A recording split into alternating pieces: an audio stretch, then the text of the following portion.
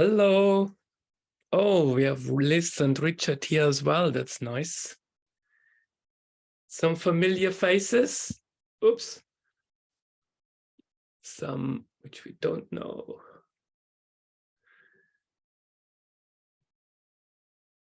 Hello, good afternoon, everybody. Nice to see so many familiar faces. Hello. How is everybody doing? Yes, I've decided I'm going to have a cup of ginger tea because I had already 2 cups of coffee today, so I better don't have another cup of coffee. Let's just connect Dan. He's upstairs. Right. No, it was actually Dan's idea. You can maybe try to unmute yourself and see how we go. If there's too much distraction, then we will just take everybody unmuting themselves. Yep. Good. No, so like I said, it was Dan's idea, and I thought, oh, why don't we have a little chat and just connect in a different way than we would normally connect. Spiritual Sunshine is still trying to connect to the audio. Right. You put the light on. Oh, no. Yes, it gets dark very early here in the UK. Yeah, you hate to say that. So, Orders. I can smell my little Christmas Stollen. This is my ginger tea. So at least I have got some fresh ginger in here. That makes me feel better. I'd like to show you my little creation. Actually, this is how it looks. Ooh, wow. Yes. Go for a slice.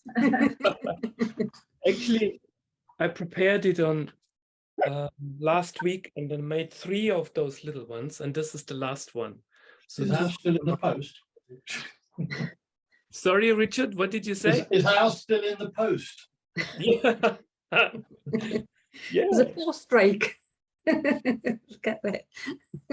Yeah, that's why the post office strikes, because they're all month over the cake and they fight over the strike there. No, I like, you know, I don't know how you feel. I find if I am in the right space, let's put it this way, I love playing in the kitchen. I find it very therapeutic. It's like another form of meditation for me. Just to relax and to just take my mind off things. I don't know how everybody else is feeling. If you have to cook all the time, it can get very stressful. But otherwise, think of cooking as therapy. How does that sound? Cooking and kitchen play as therapy. Sounds very good to me. Because Richard is on the receiving end, isn't it? Liz is usually doing the cooking. Too many years of it. Richard's looking the other way. Yeah. He's gone deaf.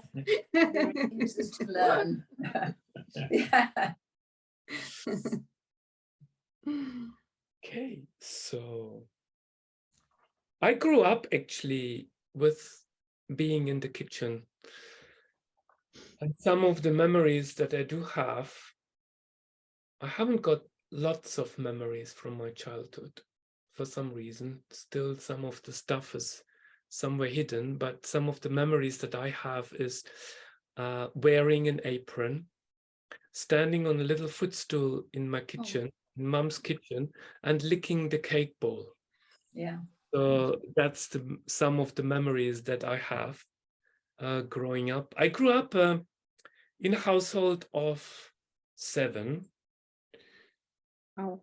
6 boys, like 5 boys and my dad and then Mum. So I'm the youngest. And I was the one, yeah, I said at another time, I always felt at the beginning that I was basically a cosmic accident. My mom still gets very upset when I say that, a cosmic accident.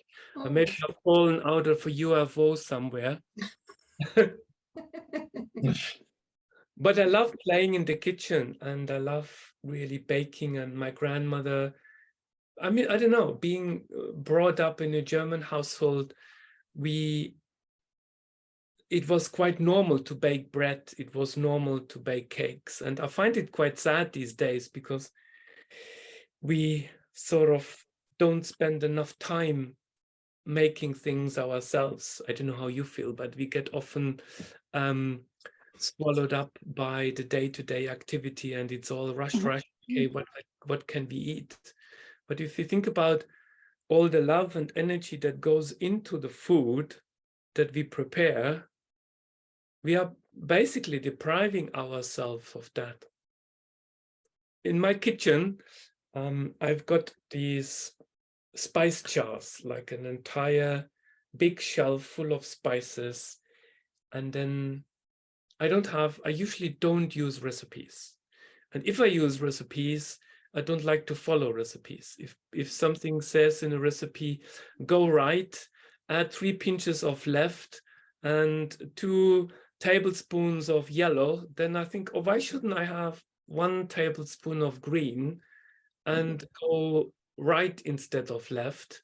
And then most of the time, by now, I still create something nice and delicious, but often it just goes all a little bit off, and I I have to admit that it doesn't taste as nice that I wanted it.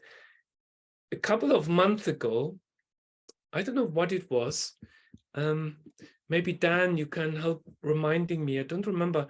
I was planning to make a cheesecake because I love making baked cheesecakes, German cheesecake. And for some reason, the cake was ready, baked it, it looked wonderful, it looked nicely. I got it out of the oven, and I don't know what happened on that day. I was just like so impatient, and I lifted it out of the tin too quickly.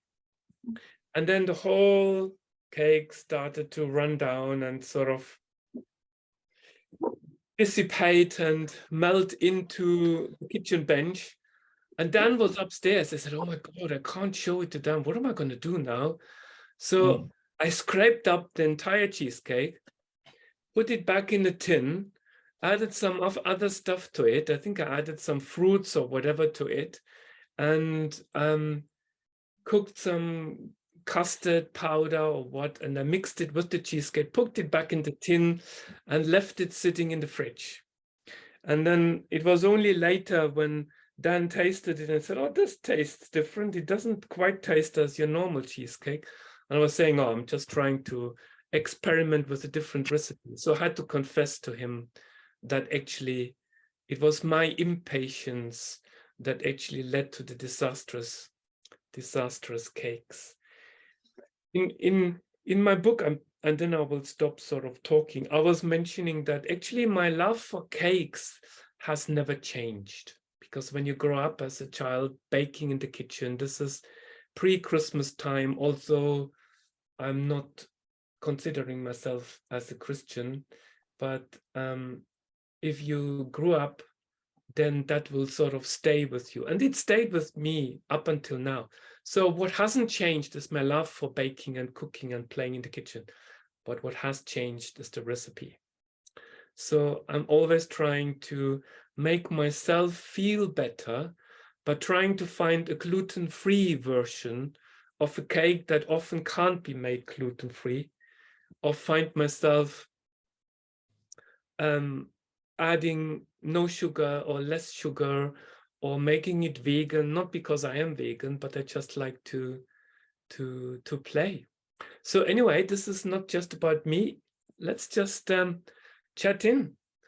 I'm gonna cut a little bit of my cake.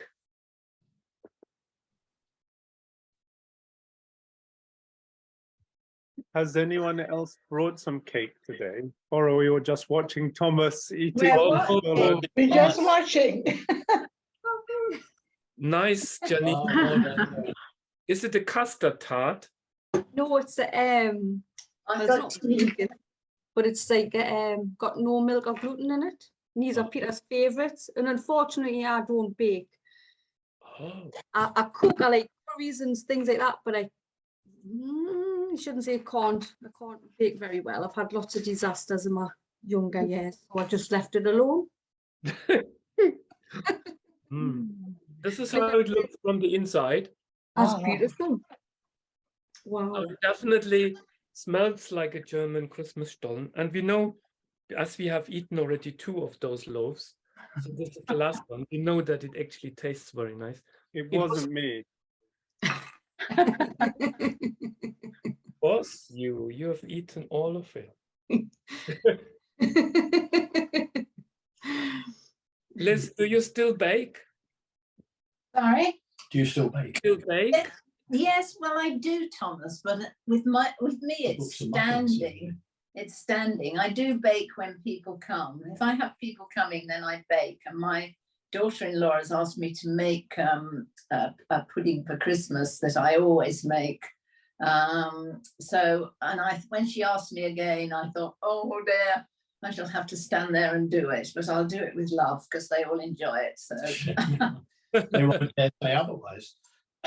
Yes. but I tend not to eat too much sweet stuff anyway. Like you're saying, you know, when I make cake, I realize how much sugar goes into everything, and sugar's not good for me because it doesn't, you know, it doesn't help my stomach, and so I limit it on that front. But I always enjoy cake, and I thought what a lovely idea this was to actually do this. So I've got my cup of tea but no cake.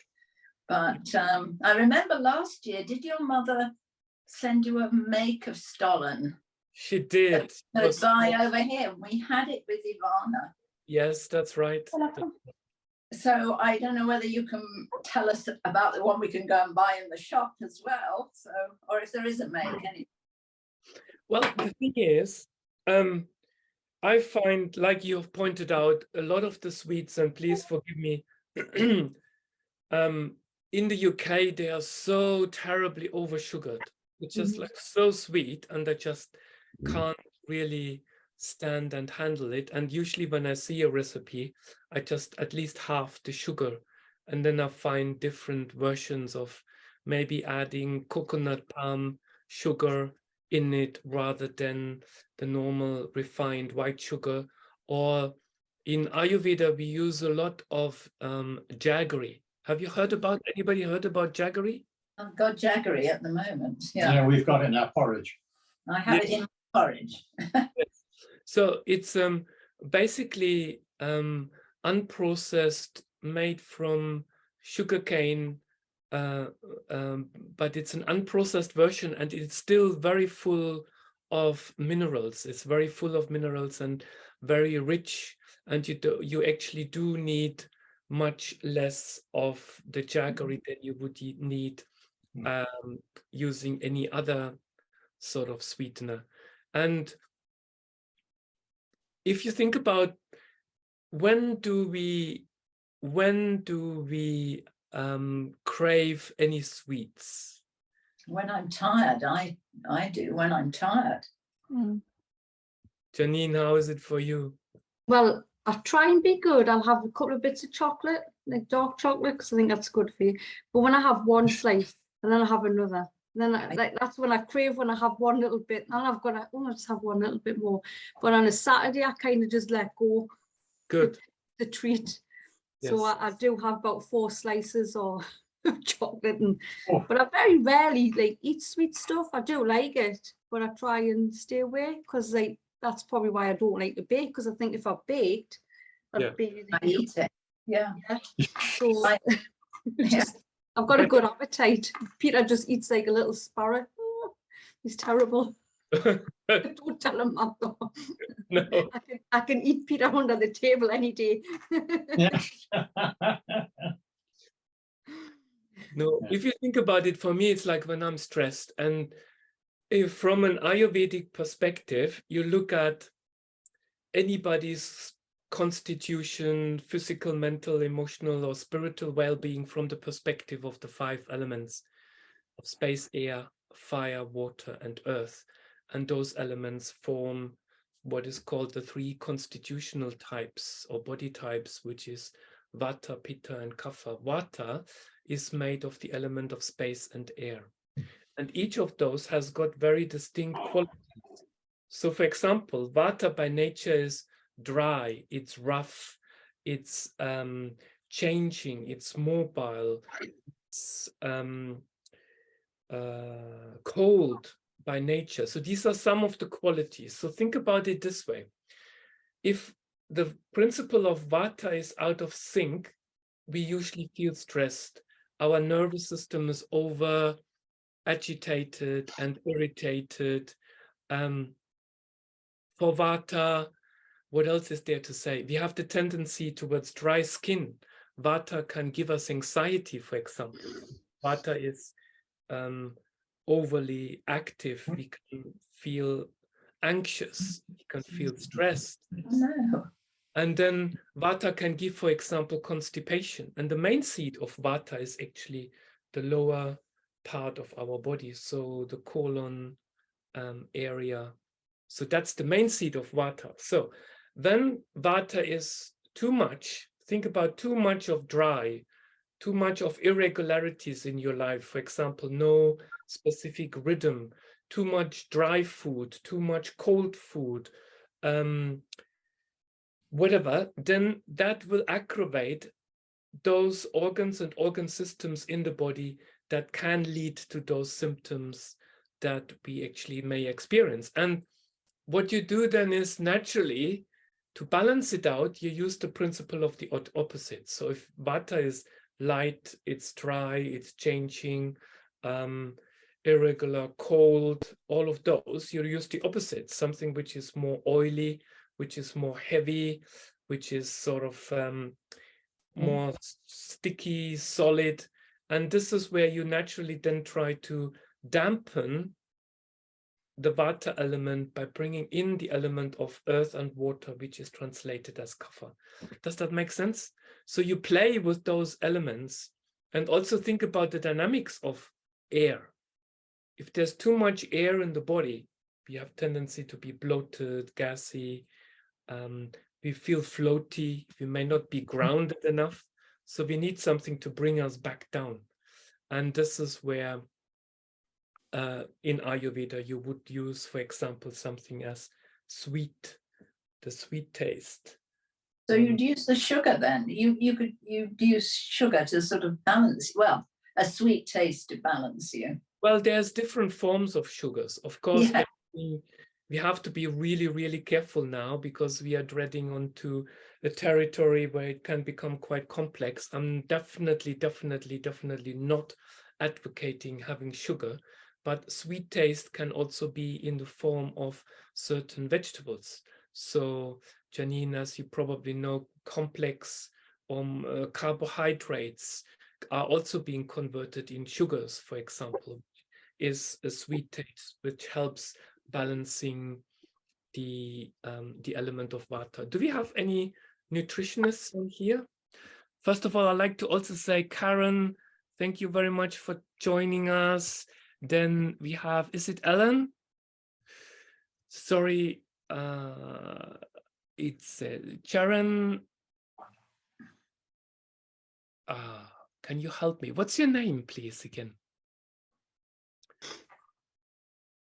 Sharon Elsoon, not It looks like Shireen El Sonor something. Is it Sharina? I think she's muted. If you unmute yourself.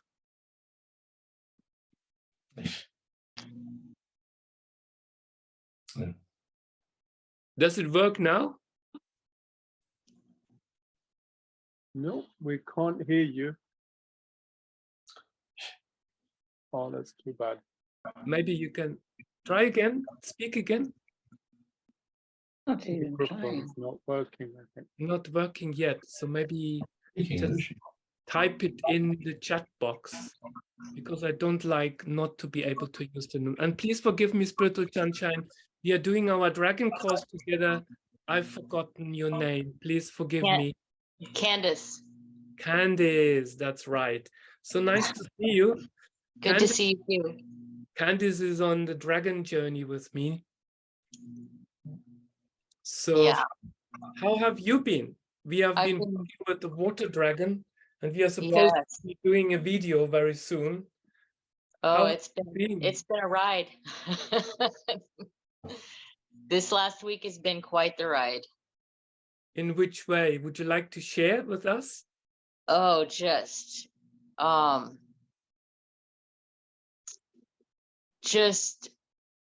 how do I explain it? Like a lot of old shit coming up for me, you know, Mhm. like a lot, and just having to like pick myself back up and just keep going, Mhm. kind of thing. Yeah, it's been a lot of old stuff coming up for me. Mhm. Yeah. I mean, if you just sort of have like think about what it is. So basically, what we are doing is we bring in or we work with the dragon energy. Some people feel called to work with the angelic realm, bringing in the archangels. And I also have had for a very long time, actually since I can remember, I have had a strong affinity with the dragons. And the course that we are currently doing with Joanne is using the dragon energy to help clearing homes remotely, help clearing the physical body, help clearing our energetic field. And the water dragon, of course, because we talk about water, is all about the feminine energy, which is emotions. So even in Ayurveda, you think about the water element, which is the emotional body. So because we work with this energy, it brings up a lot of emotions. I feel at the moment, I can sense that stuff is starting to boil, but I can feel like it's quite flat. I don't feel very overly excited and very much down. It's like, okay, so on a flat note, I'm just waiting for things to sort of percolate to the surface. But what I shared with everybody on my Monday meditation class this week was that I felt quite low in the last couple of weeks. I felt like questioning myself, what am I doing actually? Why am I doing what I'm doing? Feeling, it's not so much feeling not worthy of it, but just really struggling to allow abundance and flow to come into my life. I have been moving out of London, as Liz and Richard and everybody else probably knows, a couple of 1.5 years ago, where I had a very busy Ayurvedic practice, and during 2021 it was clear that I need to move out of the big city, and I left all of that pretty much behind, and I felt like I needed to find different ways of reaching people, but that has been quite a rough kind of journey. And I'm so lucky that I have Dan and holding my hand and just holding my back basically, so that we can go through. And in the last year, since we have moved out of London, everything for me has shifted online. I do like it. I do like doing what I'm doing, because it's like you can work from the comfort of your own home. But now at the moment we are in the middle of nowhere. We are in Cornwall, which is sort of far away from anywhere. It's beautiful, just about 15 minutes, 10 minutes to the sea. We both love it there. It's not in Lou then. And yeah, so Lou but and so on. that comes with its own challenges. Yes, Dan? I was just going to say that we often talk about, you know, spiritual growth. But this year has really taught me what spiritual growth really means and really feels like in the three-dimensional physical world. Mm. And I think learning to trust and learning that necessity is the mother of invention, and enjoying the creativity that comes out of that friction and that comes out of that need to expand and to grow, has been a really good lesson over the last year. But it's been really hard. It's been really difficult. And I think having a meditation practice and doing the work that we do has been really helpful as a support. I think if you're in that grind and and it's not part of a bigger picture, it's not part of a bigger context for you, it can be really depressing, I think. But if you see it as part of something bigger, you see it as part of your own growth, and you see it as part of the way that you're learning to help other people and be of service to other people, it brings meaning to it, and it becomes so much lighter. Has its heavy moments, but it helps to keep it lighter. If you can remember that in the bigger context. That's what I've learned. I think that's all of it, isn't it? It's, for me anyway, it's all about the journey. Every moment, every up and every down and every lesson and every day, every moment of every day is another step on that journey of the beauty of what is everything. It's like of being of service and of helping the planet and helping Mother Gaia and helping the person that I just walk next to or walk by in the store, or the land that I step on. I mean, it's all about raising the vibration of everywhere I go and everything I do. And so it's actually been really pretty easy. But then, yeah, this last couple of weeks has been a rough road. And it's just, honestly, the dragons have been, I mean, Joanne is, I don't know where I would be without Joanne. Definitely, yeah. I absolutely wouldn't be where I'm at right now.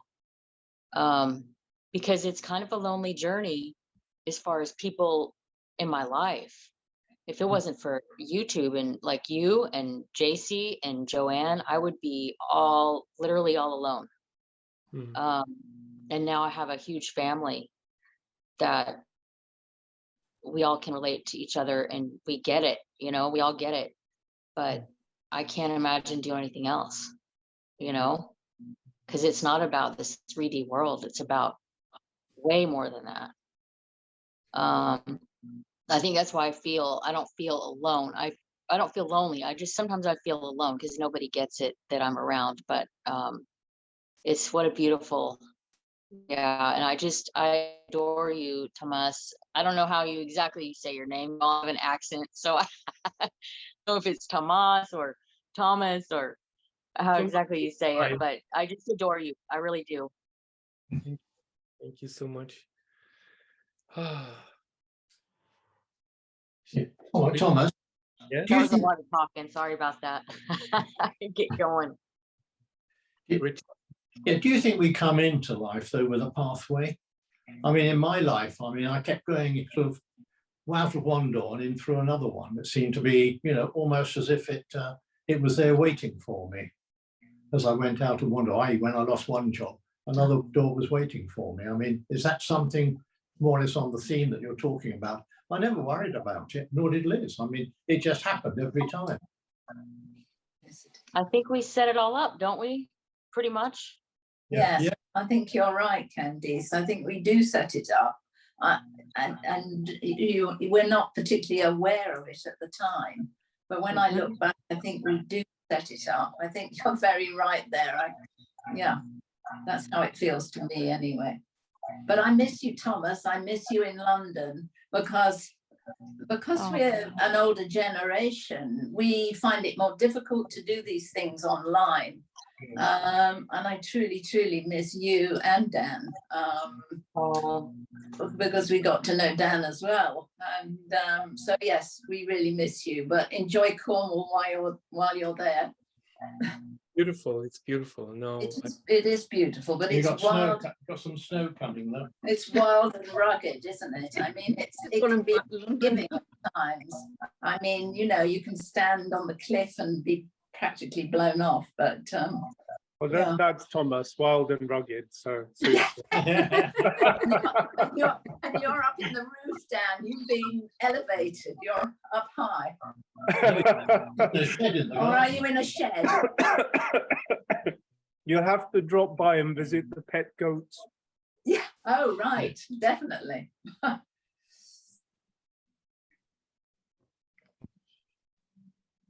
Cherie, does your microphone work now? Still no? What about Karen? Would you like to say hello to us, Karen? Sure. How's everybody doing? Good. Do you enjoy your, what's your piece of cake? Do you have any, did you bring anything to the chat? I did not bring anything to the chat. I almost missed the chat. I saw the pop up in Telegram that you were getting ready to start. And I was like, oh, I forgot all about it. So I hopped on. That's nice. Thank you for being here. Do you or anybody have any questions? Because it's also like an opportunity for us to share, but also to ask questions, any questions. And I will endeavor to answer them if I can. How do I stop eating so much cake? How do you stop eating so much cake? Yeah. Don't buy any more. Don't make any more. Yeah. Stop making it. Best thing with Dan is not to have anything in the house. Because if it is in the house, you You'll eat. sure. Oh my God, we need to tell you the story today. It was just hilarious. We were sitting in this little room where Dan is upstairs, and we were doing some work on the computer, and then and then we heard this kind of funny rattling sound that sort of came down this chimney. We have a very small oven, like a wood-fired oven, really to heat up the place. It's a wood burner. A wood burner. And we could hear this kind of rattly thing. And then Dan said, oh, maybe it's a bird that wants to build a nest on top on the chimney. So then we forgot about it. And all of a sudden, this big noise. And then we both thought, oh, I think something just fallen into the chimney, into the oven. We haven't had the oven on. It was off, so it wasn't on. And then we said, what are we going to do now? I'm sure there's a little bird in there. And then said, oh, let's get the plastic bag. So when we open the door, and then we can try to catch whatever is in this little thingy in the oven into a plastic bag, and it's easy to get out. Yeah, that was all wonderful and great. We got this plastic bag, and then we opened the door carefully a little bit, maybe that much. And then initially we thought, oh, there's nothing in it. And then I thought in the back of that oven, it looked like a piece of brown wood. And I poked my nose a little bit closer in it. And that moment, this bird came out of the oven. Both of us, Dan dropped the plastic bag. Both of us were screaming like hell. Oh dear. The bird just was able to get out of the window pretty quickly. And was done. We had that at home. A little shock to us. Janine, you had, sorry, Dan's question. Okay, how can we stop eating cake? I find this is just personally intermittent fasting for me does really help.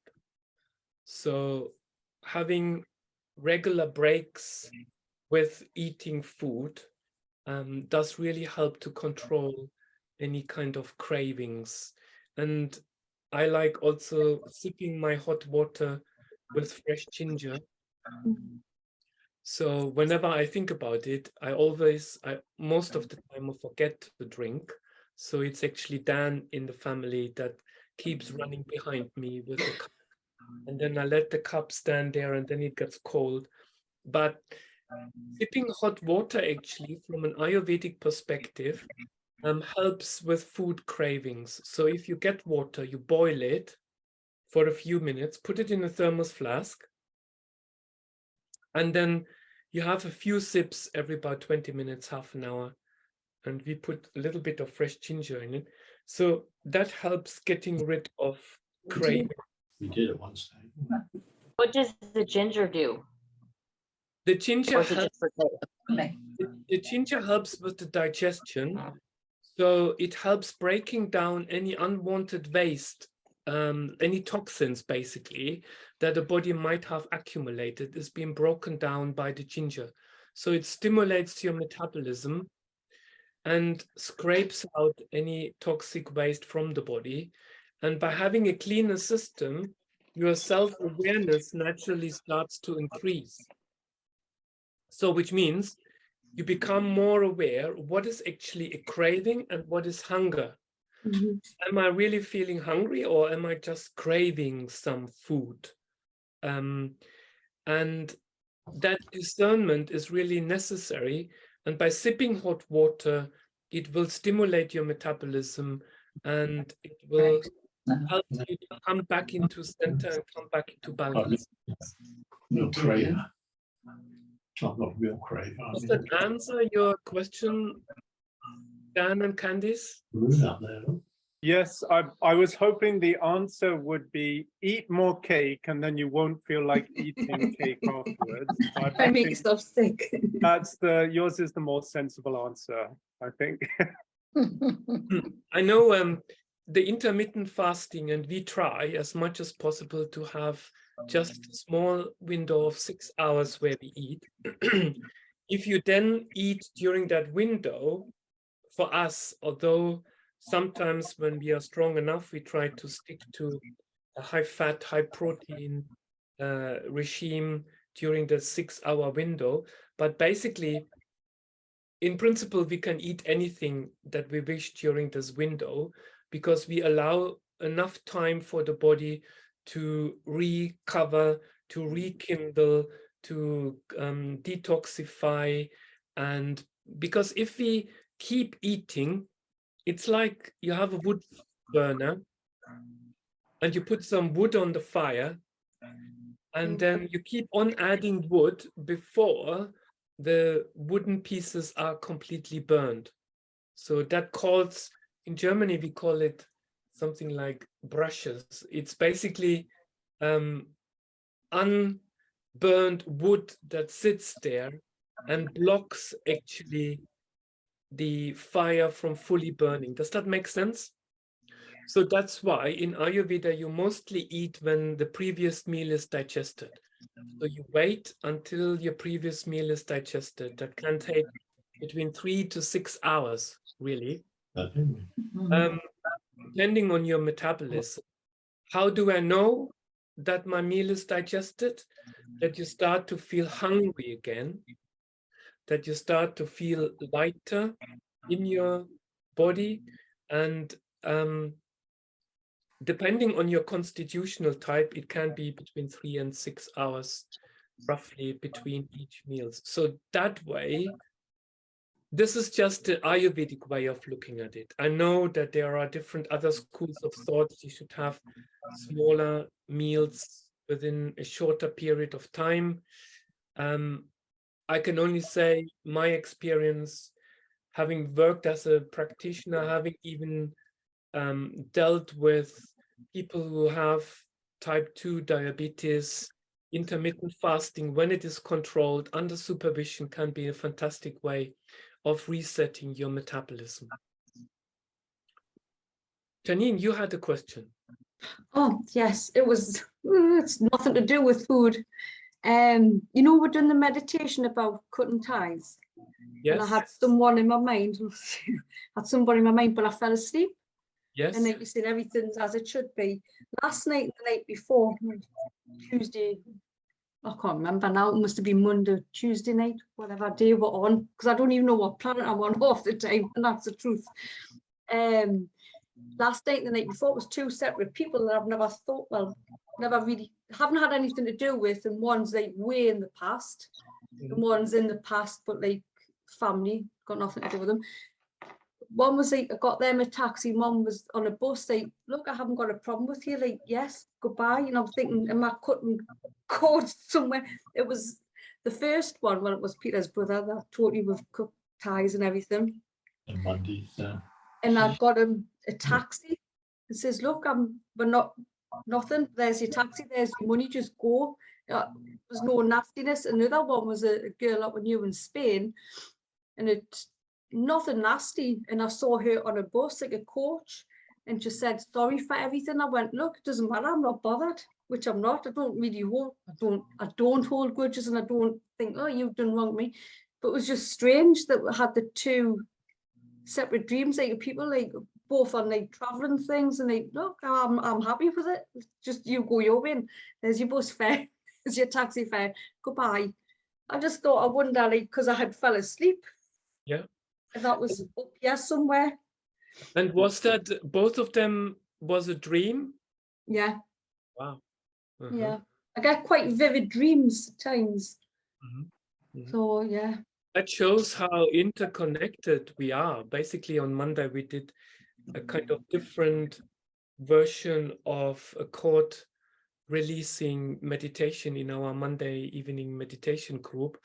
And this is really incredible. So obviously, the way I would see it is that something has happened in your quantum field. And because you have been sleeping, in a way, your logical brain has been totally switched off, and you surrendered to the process. You surrendered in the meditation. Your higher self was alert, and it did the job because you gave permission to release those people in your life, and for you to get the message in your dream.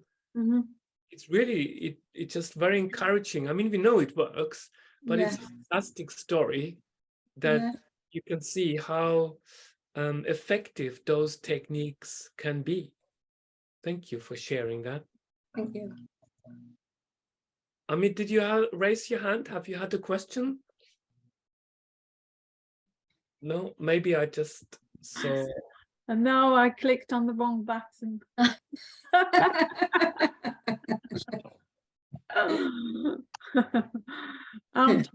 I'm just recovering from 5 days with my mum. Oh. Do you cook a lot in your family? I cook every day, and I cook intuitively, and I cook very quickly. So it's kind of like almost a routine where I just take a break, or I take the computer with me into the kitchen and I cook something quickly. I don't buy foods, I just buy the ingredients and I make whatever. Yeah, and I am addicted to cake, so I don't buy cakes, Dan. I just don't bring them into the house. Why are we? What could be an underlying sort of cause for that? Because I can stop because I think I have, if I put my mind to it, quite a strong mind where I can just stop and then go without it for a while. And like Janine, we both like to let go a little bit on the weekend, but something happens in our life where our routine is thrown out of balance. And then it takes ages to get back in balance. So I go through cycles of being addicted to sugar, and then I detox and I'm okay. And then either I get very stressed at work, or some emotional trauma or something, and then I have to have that sugar fix. And once you take the first one, just gotta keep stop. Yeah, going. It's like today, I mean, I only had a small bowl of rice and vegetables, and then in the afternoon I thought I've got to have some biscuits, so I finished a box of biscuits. And that's it, that's going to be my dinner. Good. Anybody else has got any questions? Yes. Can I ask you, Thomas, about energy this time of the year? Because you're saying you had a couple of weeks of feeling low energy. I'm always low energy this time of the year. Yeah. And is there some relation to that and just low energy and the year running out? I just feel maybe it's a natural thing to have, or whether it's this thing called Christmas that there's so much hype about it. Mhm. I mean, I just want to run away and hide, and I don't know whether it's Christmas I'm hiding from or just the low energy, because everything's dying down, and I'm waiting for the shortest day, and then once we get, and I get a tingle when I say that, once the day starts to lengthen again, I can look forward. It's almost as though I want to hibernate for the winter. Yes. If you are perfectly, what I would say, in alignment with the cycles and rhythms of nature. If you think about, even in Ayurveda, I just bring it back to Ayurveda because that's my main background in the field of Ayurvedic medicine. You look at seasons and the impact of seasons and how we can tune into the seasonal energy and actually be part of that cycle rather than trying to go against the cycle. Okay, so what I'm trying to say here is it's autumn. Each time I wake up in the morning, I look out of the window of our bedroom. We have got this, what's it called? The acorn tree in front of the bedroom. Oak tree. Not an Oak. Oak tree, yeah. not an oak tree, it's an acorn. Acacia. Oaks have acorns. Okay, what do we call ahorn? There's a anyway. We Anyway. have this tree in front of the bedroom, and each morning I wake up and I see there are fewer and fewer leaves on the tree. And I say to Dan, oh, the tree has lost some leaves again. And then Dan says, oh, don't look at it from a negative perspective. But I don't look at it from a negative perspective, because the tree losing its leaves means we are closer and closer to the next cycle. So I guess what I'm trying to say is, from an Ayurvedic perspective, every season has got certain natural tendencies, and it's about tuning into those tendencies depending where you live.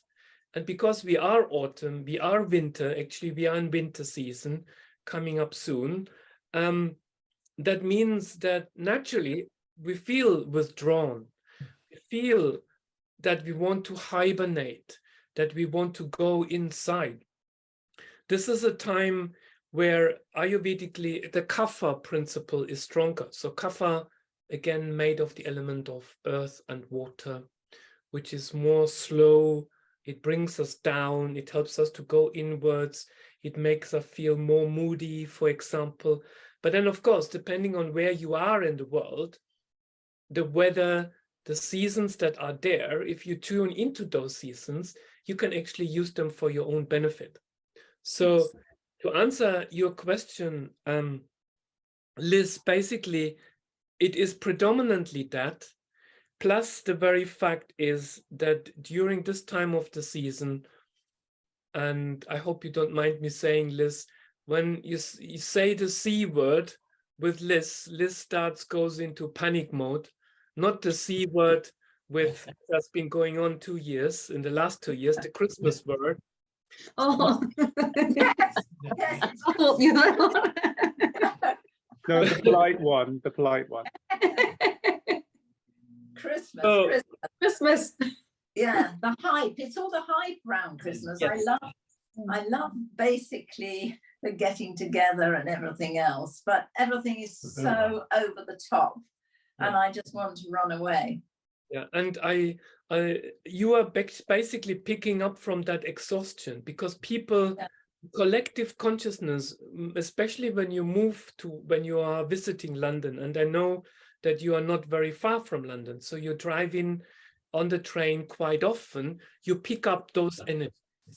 Yeah. I like to share an experience with you many years ago. Can't remember when it was, but I remember I was doing a home visit with one of my patients in London, It was sort of within London City, and it was a busy day. At the end of the day, I was doing this home visit. It was in the evening. I remember it was dark. I can't remember what time it was, but it was dark. And I felt so exhausted, totally exhausted at the end of the day. Was walking towards the tube station from this home visit. And then I just thought, oh, what about if I just go and have a quick look in this department store?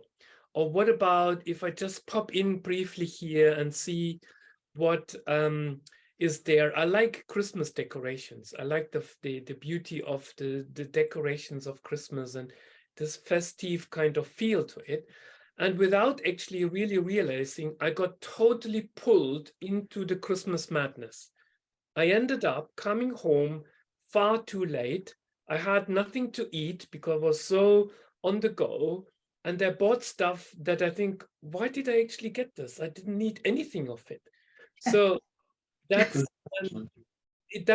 when it really clicked what it means us being drawn into the collective of a big city. So you are picking that up as well. So just as you always do, just make sure you spend even more time on your own, spend more time quietly, sitting at. I love that, yes. Just the peace. Yes. Be there. Me. Yes. Thank you. Janet, you had a question. Yeah, I just wanted to say hello. I haven't had the opportunity to say hello yet. Hi, Jay. Hi. Did you bring any cakes? No, I didn't bring cake. I'm one of these people that if there's something that is sweet in the house, I am a glutton with it. I really have got a very sweet tooth, and a packet of sweets will just go in next to no time. So I don't know if I think I'm a Peter.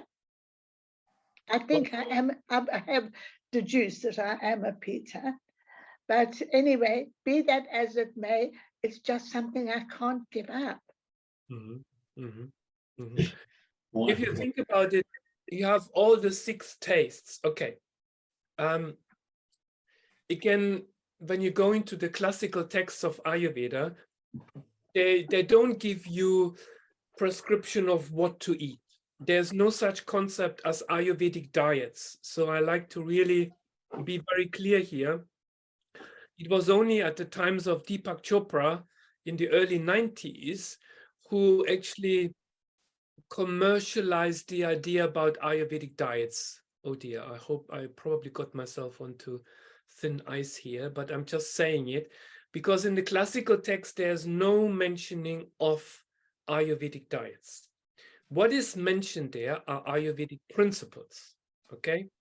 There are the 6 tastes that are mentioned and their relation to the 3 constitutional types. So for example, you can categorize any food into the 6 tastes of sweet, sour, salty, pungent, bitter, and astringent. So these are the 6 tastes. And there are certain tastes that balance the vata. Again, remember what I said before, vata, the principle of agitation, tendency towards worrying, over stimulation of nervous system, not feeling grounded. So what are the tastes that balance that vata? Is sweet, sour, and salty. So these are the tastes that balance vata. And then you have the opposites, sweet, sour, salty. Pungent, bitter, and astringent are the other 3 tastes. Pungent, bitter, astringent balances the kapha element. So if you look at any food, bring in pungent, bitter, astringent taste that breaks down the heaviness of any food. Think about cheese, think about pizza, think about dairy products, for example, which is quite heavy if your metabolism is not strong enough. So pungent, bitter, and astringent tastes in food will counteract the heaviness of kapha aggravating foods. And then you have got sweet, bitter, and astringent. That's the principles that balances an overactive metabolism. So for example, if you have a fast, speedy metabolism where you feel like you're constantly eating, you have had a big meal, and then after an hour you feel hungry again, then considering to use sweet taste, bitter, and astringent will calm down an overactive metabolism. So if you are a pitta, then you have naturally the tendency for a speedy metabolism. So that means whatever food you eat, it gets broken down quite quickly. And thinking about it in the kitchen with the spices and the different tastes, you can somehow get a vague idea of how you can balance your food with using certain spices. And in an ideal Ayurvedic meal, it has the presence of all of those 6 tastes. And sweet doesn't necessarily mean sugar. Absolutely no. So think about complex carbohydrates, which are quite healthy because there's a slow release of insulin in the body, which helps balancing your blood sugar levels, which is of a sweet taste. So this is how you would analyze Ayurvedically thinking about nutrition and thinking about food. Okay, So Janet, maybe think about adding the sweet taste, and you probably do this already intuitively through other foods. Bring that in. Bitter, astringent is also very good, very cleansing and detoxifying for the liver, because the pitta related organs is basically each of those 3 doshas or 3 principles is linked to a particular organ and organ system. So like I said, vata is your colon, is your central nervous system. Pitta is mainly small intestine and liver. Pitta is eyes. So if you have issues with your eyes, that can be an indication that pitta is out of sync. Skin, for example, if the skin is sort of imbalance in the skin, again, which is linked to pitta. And then kapha are the organs from the chest upwards. So respiratory organs, the lungs, for example, anything that sits from the chest upwards is kapha. The middle part of the body are the organs, the organ systems linked to pitta, and then the abdominal region below your navel, all the excretory organs, letting go, elimination is all linked to the principle of vata. Dan? Yeah, I just wondered if you could give people some information about how to find out more about Ayurveda and maybe find out what Ayurvedic type they are. There are, thanks Dan, there are lots of questionnaires, free questionnaires that you can do online, which give you an idea of Ayurvedic constitutional types. But there is a but. So those questionnaires, they can be oversimplified at times. And it just gives you an idea, but it doesn't necessarily depict the true picture. Many of those questionnaires, you answer questions, for example, my sleeping patterns are interrupted, yes or no, or I have the tendency towards dry skin, or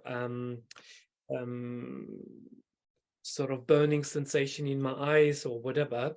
You have to distinguish between your current constitution and the constitution at your time of birth. Okay, so at the time of birth, we were born with a particular constitution. Over time, because of our lifestyle, because of what we do and how we work, basically, that has changed.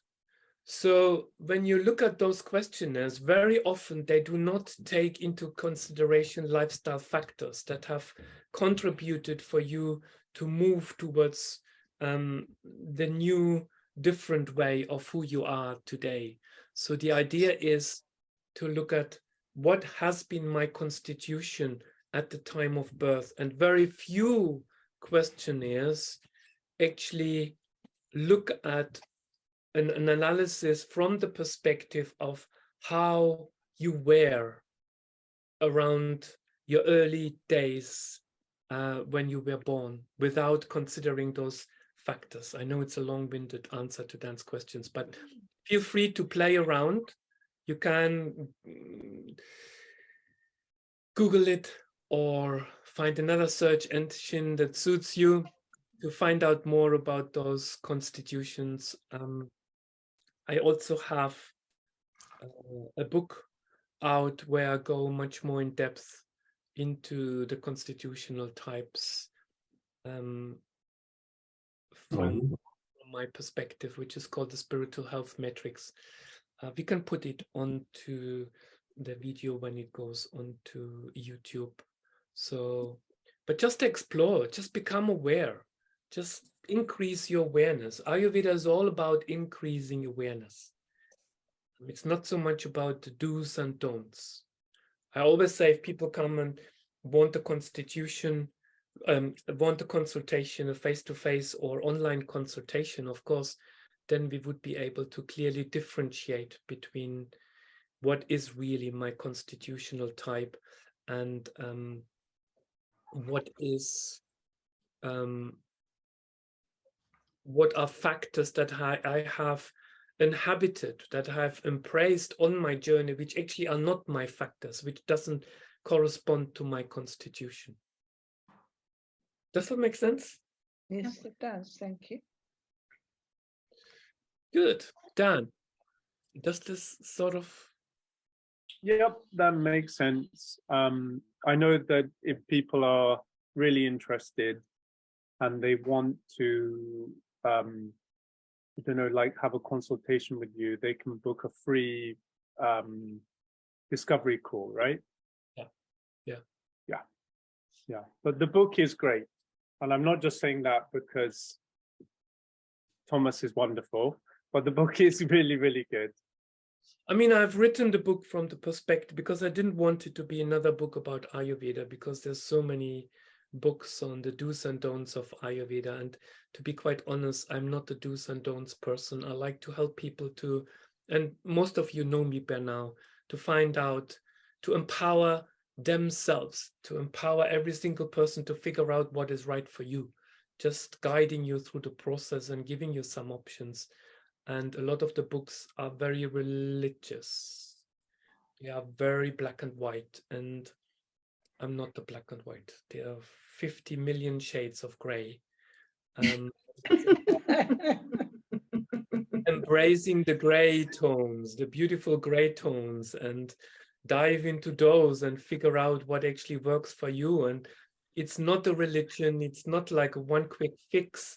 What is right for you today might be totally wrong for you tomorrow, but it is about how do you adjust to those changes.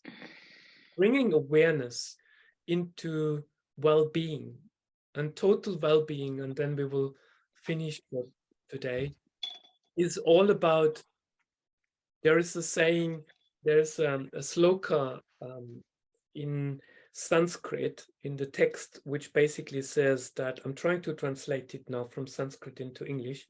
When your doshas are in balance, so basically when those 5 elements are in balance, what is the definition of perfect health?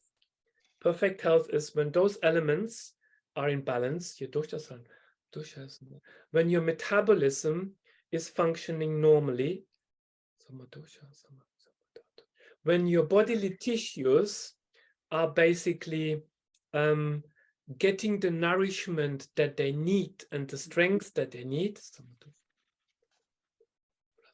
When your self, mind, and senses remain full of bliss, that's what's considered a healthy person according to Ayurveda. And this sums it basically up. So it's physical aspects, mental, emotional, spiritual, and energetic aspects. All of them need to come together and to function harmoniously. And only when that's the case, then we are talking about a healthy individual. And look how far we have moved away from that concept. But on the other hand, how much more we are moving closer back again to that understanding that well-being is so much more than looking after our liver, doing a colon cleanse or a liver flush or gallbladder flush, or doing this diet and that diet. Actually, I don't believe, I'm not a diet believer. I believe diets don't work. Mm-hmm. I agree. They may work for a Pitta constitution, because Pitta people have a very strong mind. They have a very strong willpower. They can put through. But think about if you have a Vata mind, which is very creative in thinking. It just like really likes to explore, likes to find new ways, is curious. They get bored with the diet. Just tell them, or follow this, follow that, and they run away. And Kapha needs really kick up their bum to actually get them up on the sofa to think about nutrition and food in the first place. So it's so varied and it's so different, and we all need to understand, where are we and who are we? And I guess that's a multi-million-dollar question that we will keep exploring until the end of our life. Who are we? Until we close our eyes and we start this process all over again somewhere else, maybe on another planet, a galaxy. I definitely don't want to come back here. Neither do I, Thomas. I just keep thinking. I always remember my mother saying, because I said to her, she would have been about my age, and I said to her, never mind, you'll come back again. And she said, oh God, no, please, no. And I know what she means now. So yeah, somewhere else, please. Somewhere else. Yeah. Apparently, souls are queuing to come here, like millions Yes. of souls Yes. queuing to come here. To Right. So we can make for room. expansion. Yes. Make the space for others to take the journey. Yeah, we need to step off and make space. Not yet. I heard the ships are coming.